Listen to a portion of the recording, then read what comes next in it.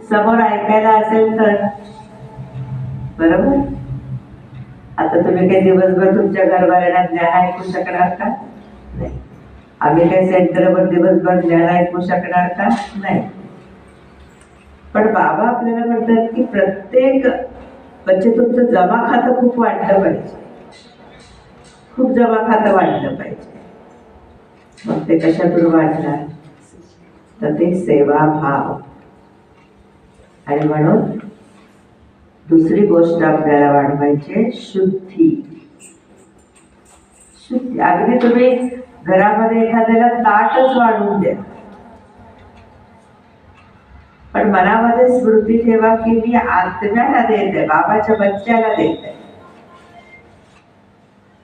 कधी कधी आपल्याला वाटतं की यातनं काय माझं जमा होणार आहे काय, पण तेच ईश्वरानं श्रीमत दिलं. म्हणून भगवंताविषयी लोकांनी काय म्हटलंय, त्याची गतमत न्यारी आहे.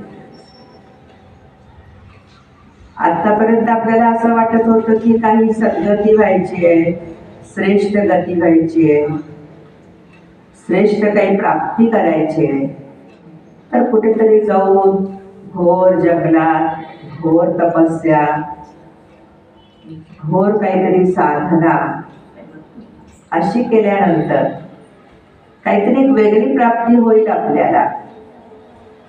पण भगवान स्वतः काय म्हणतात, नाही.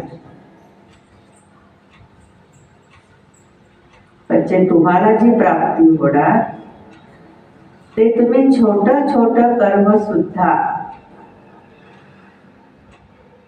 एकतर निमित्त भावनेनं करा. शिकला ना सगळेजण? अजून कुणाकुणाच्या मनात येते मला करायला लागते, माझ्याशिवाय चालत नाही, मी नसलं तर होणार नाही.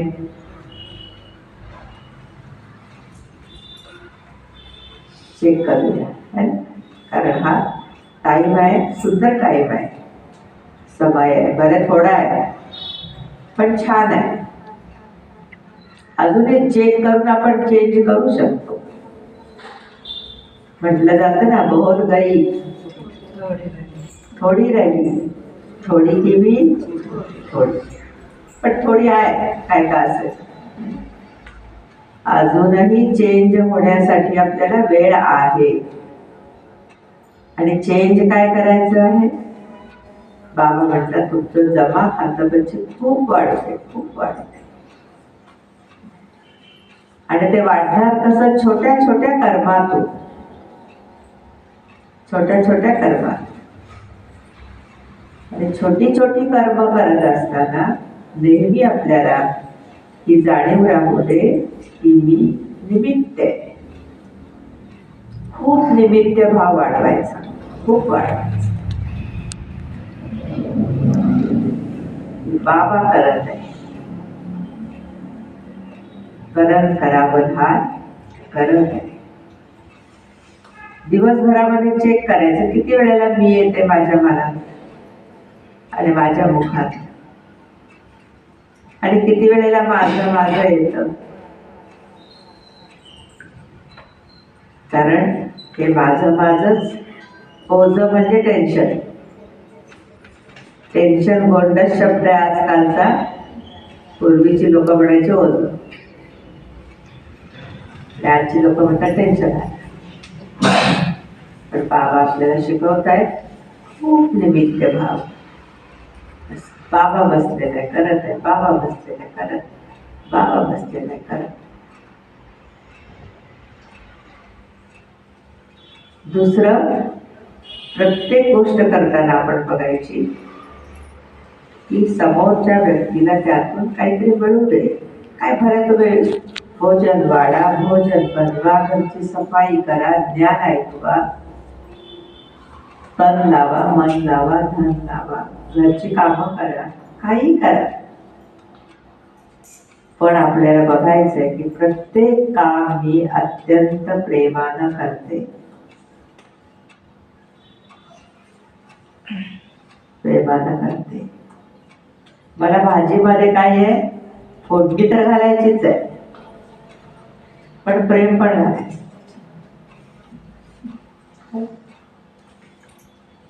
आनंद पण घालायचा आहे त्याच्यामध्ये. कारण परमात्मा म्हणतात तुला स्वतःला बदलायचंय आणि जग बदलून टाकायचं. पण भगवान म्हणतो की जग माझं बी बदलेल, त्याची काळजी तू नको करू.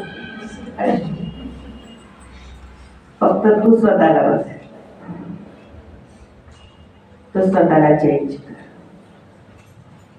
आणि चेंज आपल्याला हाच आणायचा आहे की आपल्यामधला निमित्त भाव खूप वाढू, खूप वाढू. दुसरं, प्रत्येक आजच बाबांनी खूप छान सांगितलं ना बच्चे, स्नेह, 3 गोष्टी सांगितल्या. आज्ञाकारी, स्नेह, तो इसी को आज्ञाकारी बच्चा कहे. 3 गोष्टी लोकांमध्ये सांगितल्या.